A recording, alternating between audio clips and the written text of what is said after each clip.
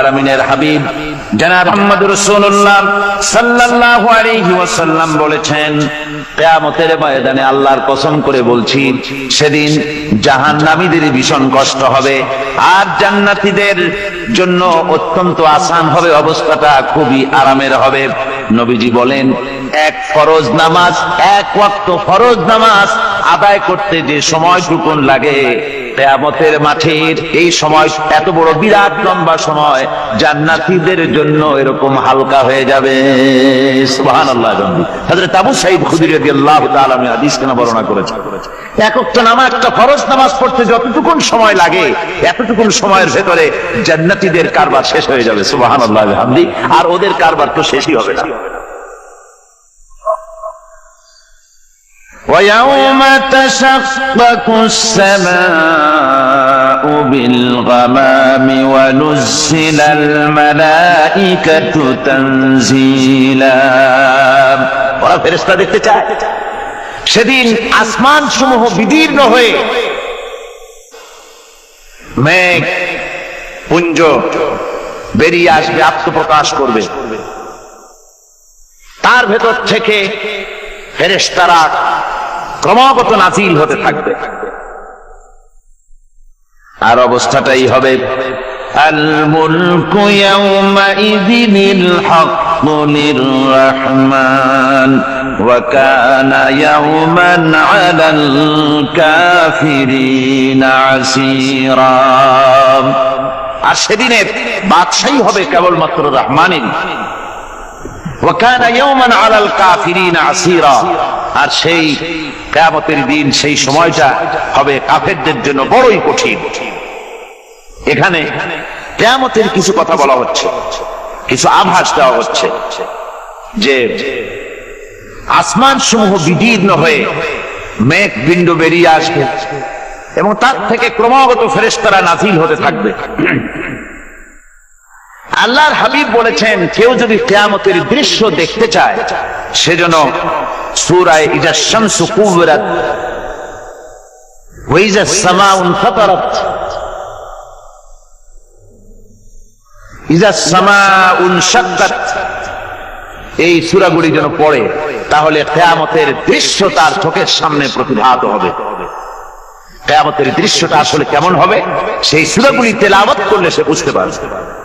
যেমন আল্লাহ পাক বলছেন, ইযাস সামাউ ফাতারাত ওয়া ইযাল কাওয়াকিবু তাফারাত ওয়া ইযাল বিহারু ফুজ্জিরাত ওয়া ইযাল কুবুরু বুসিরাত। যখন আকাশসমূহ চূর্ণ বিচূর্ণ হয়ে যাবে আর তারকাসমূহ বিক্ষিপ্ত হয়ে পড়বে, সমুদ্র মহাসমুদ্রগুলি দীর্ণ বিদীর্ণ হয়ে যাবে, কবরগুলি সব উদ্গীরণ করে দেবে, তার মধ্যে যা আছে সে সবগুলি। আবার আল্লাহ পাক বলেন, ইযাশ শামসু কুবিরাত ওয়া ইযান নুজুমুন কাদারাত ওয়া ইযাল জিবালু সুয়িরাত। সূর্য যখন ঢেকে যাবে, তারকাগুলি যখন বিপর্যস্ত হয়ে যাবে আর পাহাড়গুলি যখন চালিয়ে দেওয়া হবে, এই দৃশ্য তোমরা দেখতে পাবে। فَإِذَا النُّجُومُ طُمِسَتْ وَإِذَا السَّمَاءُ فُرِجَتْ وَإِذَا الْجِبَالُ نُسِفَتْ। সেদিন অবস্থা এমন হবে, সমস্ত তারকাগুলি স্তিমিত হয়ে যাবে আর আকাশসমূহ দীর্ণ বিদীর্ণ হয়ে যাবে।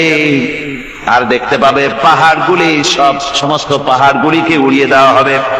আবার অবস্থা আরো কি হবে, فَإِذَا بَرِقَ الْبَصَرُ وَخَسَفَ الْقَمَرُ وَجُمِعَ الشَّمْسُ وَالْقَمَرُ। যখন চক্ষু বিস্ফারিত হয়ে যাবে মানুষের, চাঁদ আর সূর্য নিষ্প্রভ হয়ে যাবে, সব একাকার হয়ে যাবে, চন্দ্র এবং সূর্য তার অস্তিত্বকে হারিয়ে ফেলবে।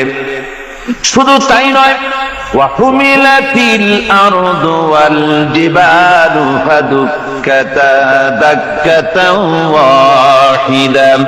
জমিন ও পাহাড়গুলির মধ্যে সংঘর্ষ লাগিয়ে দেওয়া হবে আর তা এক ধাক্কায় জমিন এবং সমস্ত পাহাড়গুলি চূর্ণ বিচূর্ণ হয়ে যাবে। সুবহানাল্লাহি ওয়া বিহামদিহি।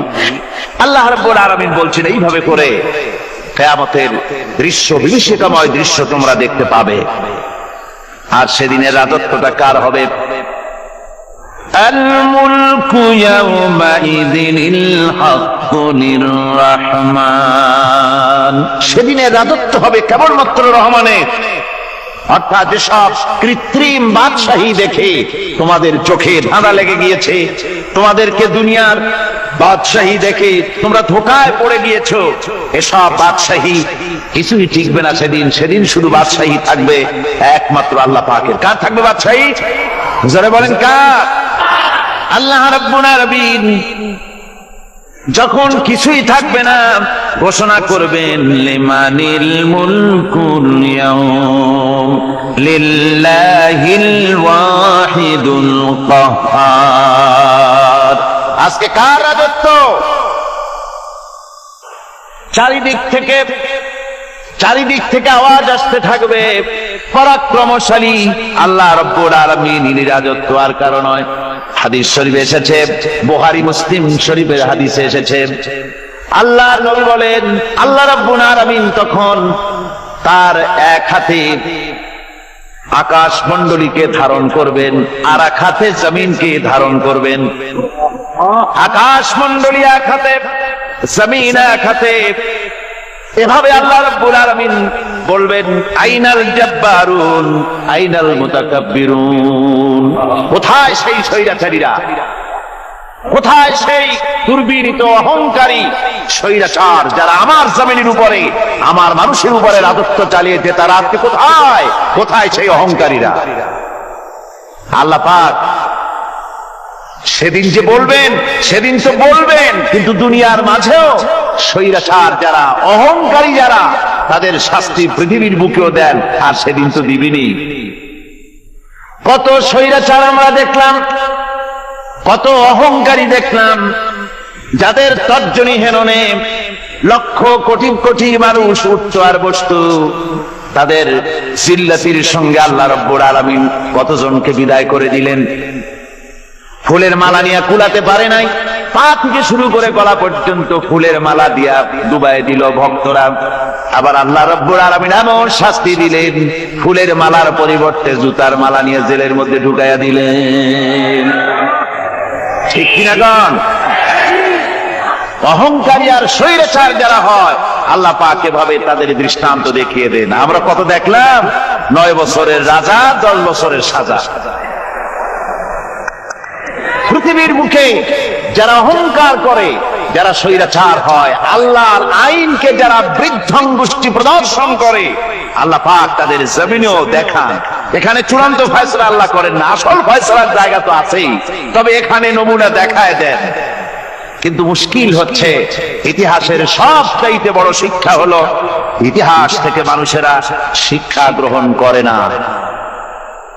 একজনে যে কাম করে বিপদে পড়ে, আর একজন এসে আবার সেই পথে অগ্রসর হয়, নিশ্চিত মৃত্যুর পথে।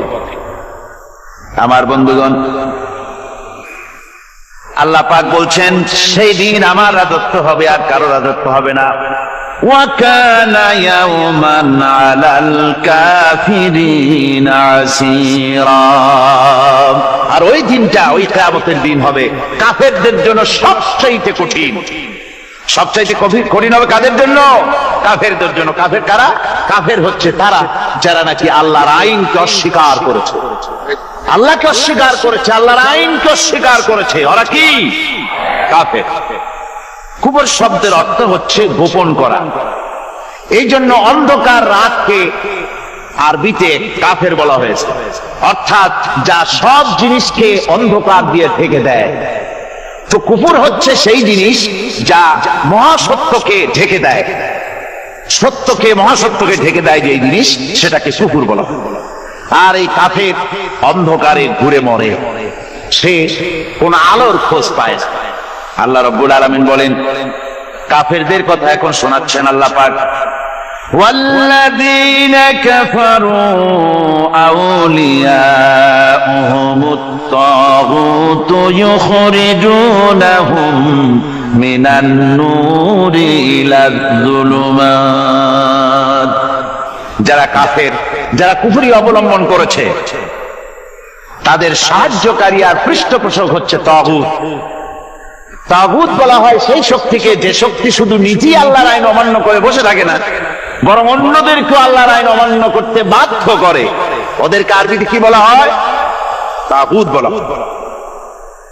আর এই তাগুতি শক্তি, এই তাগুত হয় তার সাহায্যকারী, যা তাকে আলো থেকে টেনে অন্ধকারের ভেতরে নিয়ে যায়। আর কাফের হচ্ছে আল্লাহ পাকের ভাষায়, অর্থাৎ কোরআনের ভাষায় কাফের হচ্ছে সবচাইতে নিকৃষ্ট প্রাণী, সবচাইতে নিকৃষ্ট জীব, মহাসত্যকে যারা অস্বীকার করেছে, যারা আল্লাহকে মানে না, যারা আল্লাহর কোরআনকে মানে না, যারা ইসলামকে স্বীকার করে না, তারা সবচাইতে নিকৃষ্ট প্রাণী। আল্লাহ রাব্বুল আলামিন বলেন, ইন্না শাররাদ দাওয়াবি ইনদাল্লাহিল্লাযীনা কাফারু ফাহুম লা ইউমিনুন। নিশ্চয়ই আল্লাহর জমিনে সব বিচরণশীল জীব যত আছে, আল্লাহ বলছেন আমার জমিনে বিচরণশীল জীব যত আছে তার মধ্যে সবচাইতে নিকৃষ্ট প্রাণী হলো যারা ঈমান আনে নাই, যারা বিশ্বাস করে আমি আল্লাহকে, যারা পরকালকে বিশ্বাস করে নাই, যারা কোরআনকে বিশ্বাস করে নাই, যারা ইসলামকে বিশ্বাস করে নাই, পৃথিবীর মধ্যে তারা সবচাইতে নিকৃষ্টতম প্রাণী। আল্লাহ বলেন শুধু নিকৃষ্ট জনক নিকৃষ্ট প্রাণী বললেই সারে না, এরা হলো চতুষ্পদ জানোয়ারের মতো। কে বলতেছে? আমি বলছি না কিছু, আল্লাহ পাক বলতেছেন চতুষ্পদ জানোয়ারের মতো কাফেররা। وَمَثَلُ الَّذِينَ كَفَرُوا كَمَثَلِ الَّذِي يَنْعِقُ بِمَا لَا يَسْمَعُ إِلَّا دُعَاءً وَنِدَاءً। এই কাফেরদের দৃষ্টান্ত হচ্ছে সেই রাখালের মতো, যে রাখাল তার পশুদেরকে ডাকে, আর ওই পশুরা একটা ডাক শোনে মাত্র, কিন্তু কি যে বলে তা তো পশুতে বোঝে। কথা বুঝতে পেরেছে? সুম্মুন বুকুমুন উমিয়ুন ফাহুম লা ইয়াকিলুন। এরা বোবা, এরা বধির, এরা অন্ধ, এ কারণেই কোনো কথা বোঝে না। এরা চতুষ্পদ জানোয়ারের চাইতেও নিকৃষ্ট। যাদেরকে আমি আল্লাহ বলেন, যাদেরকে আমি চোখ দিলাম, চোখ থাকতে হক দেখলো না, সব দেখলো, হক দেখে নাই চোখ দিয়া, এই চোখ দিয়া সব দেখলো, নারীর সৌন্দর্য উপভোগ করলো, আর নারীর অঙ্গ প্রত্যঙ্গ নিয়ে নানা ধরনের গল্প লিখলো, কবিতা লিখলো, কিন্তু এই সৌন্দর্য যিনি দিলেন তারেও চিনল না। আছে না কত কবি আমাদের দেশে? আমার দেশের সেই কবি জাতীয় পুরস্কার পায় যে কবি নারীর বিশেষ বিশেষ অঙ্গ নিয়ে বেশি করে নির্লজ্জ কবিতা লিখতে পারে, ওই হলো সবচেয়ে বড় কবি। আমার বন্ধুগণ, একজন বুজুর্গ ব্যক্তি তিনি পথ দিয়ে যাচ্ছিলেন, তো সে পথে এক সুন্দরী যুবতী মেয়েকে দেখে সেই যুবতী মেয়ের দিকে এই বুজুর্গ ব্যক্তি এক নজরে তাকায় আছে। তখন এই ঘটনাটাকে কবি এভাবে লিখতেছেন সাজায়, একদা সুখদায়ক প্রমোদা বদন দর্শন করিব ঝরিল নয়ন, হেসে কহে সে রূপসী সবিস্ময় মন, কহ দেখি মহাশয় কহ কি কারণ, বিষয় বিরাগী তুমি ভুবনে প্রচার, কি হেতু জন্মিল তব মানস বিকার, সামান্য ললনা রূপ করি দর্শন, উচিত না হয় তব অশ্রু বরিশন। বুজুর্গ ব্যক্তি ওই মহিলার দিকে তাকিয়ে তাকিয়ে কাঁদতেছেন। সুন্দরী মহিলা বলেন, আল্লাহর বুজুর্গ বান্দা, আপনি এলাকার ভিতরে বুজুর্গ এবং পীর হিসাবে, বুজুর্গ ব্যক্তি হিসাবে আপনি বিখ্যাত। আজকে আমাকে এখানে দেখে আপনি আমার দিকে তাকায় আমার রূপ উপভোগ করতেছেন আর কাঁদতেছেন। আপনার মতো সংসার বিরাগী মানুষ আমার মতো একটা সুন্দরী মেয়েকে দেখে এভাবে কাঁদা ঠিক না। বুজুর্গ ব্যক্তি বলছেন, হেসে কহিলাম বালে করহ শ্রবণ, নেত্র ঝরে তবু হেতু ভেব না এমন, যে শিল্পী রচিল ওই সুধাংশু বদন, তাহার তরে ঝরে নেত্র নয়নে জীবন। আল্লাহর বান্দি, আমি তোমাকে দেখি কান্দি না, আমার চোখে পানি বেরিয়ে গেছে। তোমারে দেখে আমি মনে মনে ভাবলাম, এত সুন্দর করে যিনি মানুষ বানিয়েছেন, না জানি ওই আল্লাহ রব্বুল আলামিন কত বড় সুন্দর। আমার ভাইরা, সুতরাং চোখ থাকতে ওরা আল্লাহ রাব্বুল আলামিনের কুদরত ওরা দেখে নাই, কান থাকতে কোরআনের আওয়াজ ওদের কানের মধ্যে ঢোকে নাই, বিবেক থাকতে আল্লাহর দ্বীনকে বুঝতে পারে নাই, চিন্তা করতে পারে নাই। আল্লাহ রাব্বুল আলামিন বলেন, উলাইকা কাল্লানাম, এরা হলো চতুষ্পদ জানোয়ার, বালহুম আদাল, শুধু জানোয়ার না, জানোয়ারের চাইতেও নিকৃষ্ট। এমনই জানোয়ার, আল্লাহ বলেন শুধু জানোয়ার না, জানোয়ারের মতো শুরু খায় জনমের মতো। والذين كفروا يتمتعون ويأكلون كما تأكل الأنعام। এই কাফেরগুলির কাম শুধু ফুর্তি করা, গান বাজনা, নাটক, গল্প, এই সব কাজ তাদের। নামাজ নাই, রোজা নাই, আল্লাহর চিন্তা নাই, তাহাজ্জুদ নাই, পরহেজগারি নাই, শুধু গান আর নাচ। দেখেন না ফুর্তি। এই যে 1 জানুয়ারি রাত 12টার সময় আমার ঘুম ভেঙে গেল, এই যেখানে আমি ছিলাম, বিকট আওয়াজ। আমি মনে করলাম পাশের বাড়ি বুঝি ডাকাত পড়ছে। পরে বাড়িওয়ালা আমাকে বললেন যে ডাকাত না, বোধহয় এই নিউ ইয়ার সেলিব্রেট হচ্ছে, নতুন বর্ষ উদযাপন হচ্ছে বোমা দিয়ে, শহরবাসীর আরামের ঘুম হারাম করে এগুলি করা হচ্ছে। এ তো গেল 1 জানুয়ারি। আর যখন আমাদের নিজেরটা যখন আসে, অর্থাৎ 1 বৈশাখ, তখন দেখছেন অবস্থা 1 বৈশাখে। এবছর আমাদের দেশে 1 বৈশাখে ঢাকায় যে দৃশ্য আমি টিভির মধ্যে দেখলাম, তাতে আমার মনে হয়নি যে 12 কোটি মুসলমানের দেশে রাজধানীতে এই দৃশ্য হচ্ছে। আমার মনে হচ্ছিল এটা বুঝি কলকাতা অথবা অন্য কোনো শহর হবে। আমি দেখলাম সমস্ত যুবক যুবতী, নারী পুরুষ, বিভিন্ন বয়সের লোক সব একসঙ্গে রাস্তায় নেমেছে, নাচতেছে। তার মধ্যে বুদ্ধিজীবী আছে, শিক্ষিত লোক আছে, সমানে নাচতেছে। আর তাদের মুখোশ পরা, বানরের মুখোশ, কুকুরের মুখোশ, শূকরের মুখোশ, ঘোড়ার মুখোশ, পাতি শিয়ালের মুখোশ, এই মুখোশ পরে এভাবে নাচতেছে। আমি চিন্তা করলাম, নববর্ষের সাথে কুত্তার মুখোশের সম্পর্ক কি? নববর্ষের সাথে পাতি শ্রীগালের মুখোশের সম্পর্ক কি? তাহলে ওরা কি বলতে চায় যে আগামী বছরটা আমরা কুত্তার ভূমিকায় অ্যাক্টিং করব, অথবা শ্রীগালের মতো ধূর্তামি করব জাতির সাথে? তারপরে কি করলো? সকাল বেলায় যুবক যুবতী 1 বৈশাখ সূর্য উদয়ের আগে রমনা লেকের পাড়ি গিয়ে সব দাঁড়িয়েছে বাসন্তী রঙের শাড়ি পরে।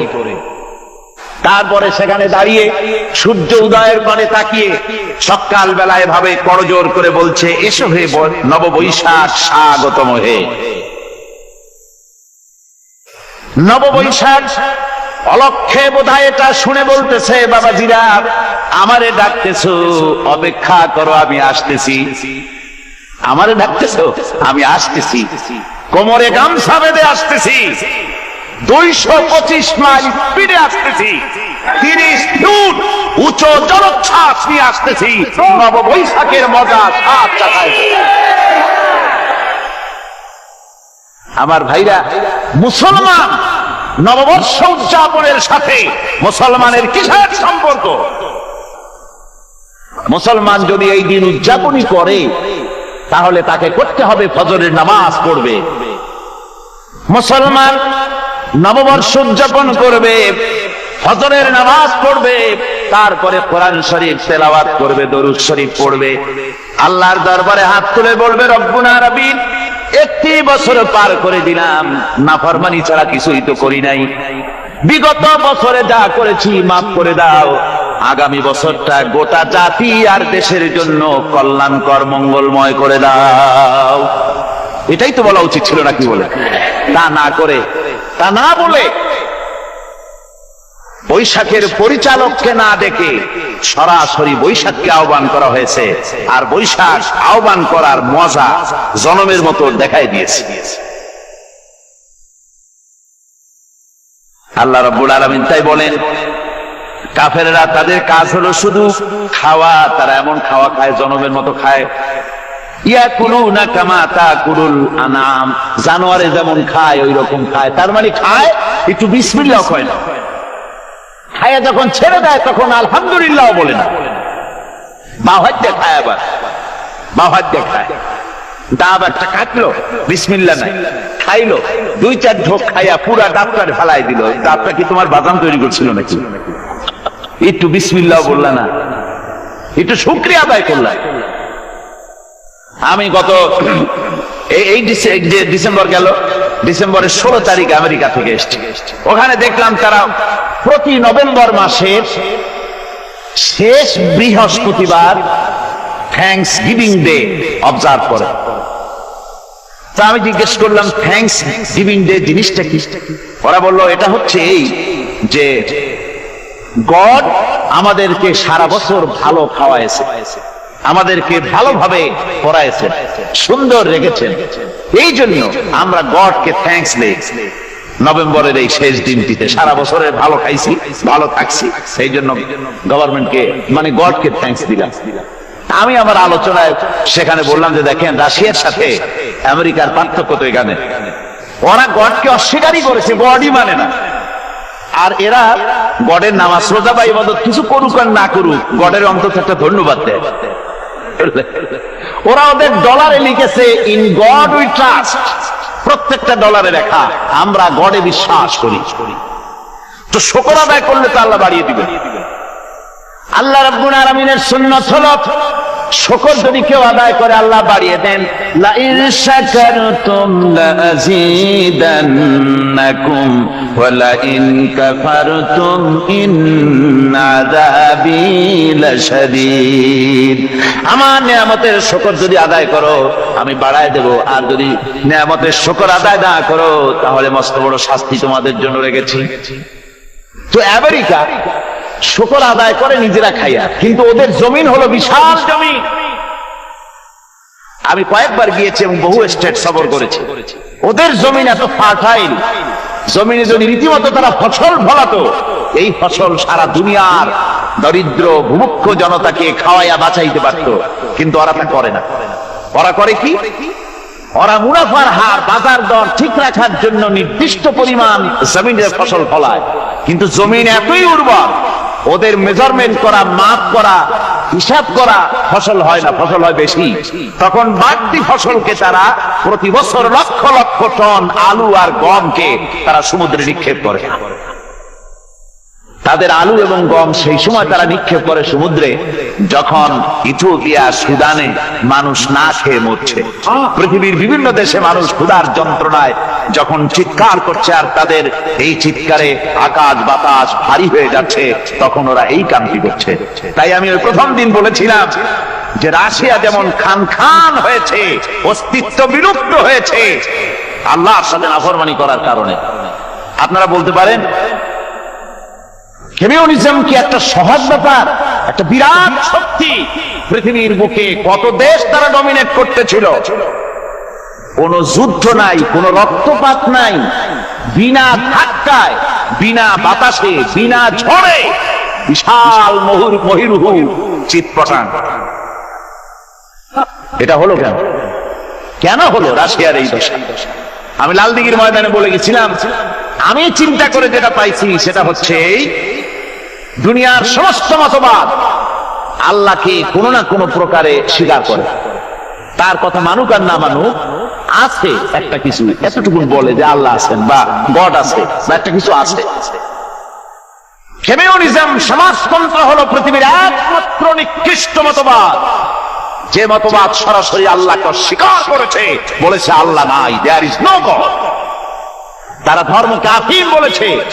আল্লাহ পাক তাই কোন যুদ্ধ ছাড়া, কোন মারামারি ছাড়া, কোন রক্তপাত ছাড়া এই বিশাল শক্তিকে উৎকারে উড়িয়ে দিলেন, তুলার মতো হয়ে।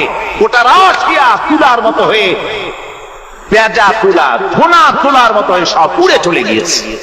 অস্তিত্ব বিলুপ্ত হয়ে গেছে। কিন্তু আমাদের দেশের খুচরা কমিউনিস্টরা এখনো স্বপ্ন দেখে। ওই যে কালকে বলেছি, তারা বলে কলমের খোসা এটা এখনো নষ্ট করা যাবে না, এটা এখনো চালু করা হবে। এখনো চীনে আছে, এখনো কিউবায় আছে। ওই কিউবা থেকে, চীন থেকে ফিদেল কাস্ট্রোর একটু আওয়াজ শোনে, চীন থেকে মিস্টার ব্যাং না কি জানি না, ব্যাং এর আওয়াজ শোনে, আর তাই মনে করে এ বুঝি সমাজতন্ত্রের বিজয়ের গান। না, চীন থেকে আর কিউবা থেকে যে আওয়াজ আজকে উঠতেছে, এই আওয়াজ সমাজতন্ত্রের বিজয়ের আওয়াজ নয়, এটা হলো সমাজতন্ত্রের মরণ যন্ত্রণার গোঙানির আওয়াজ।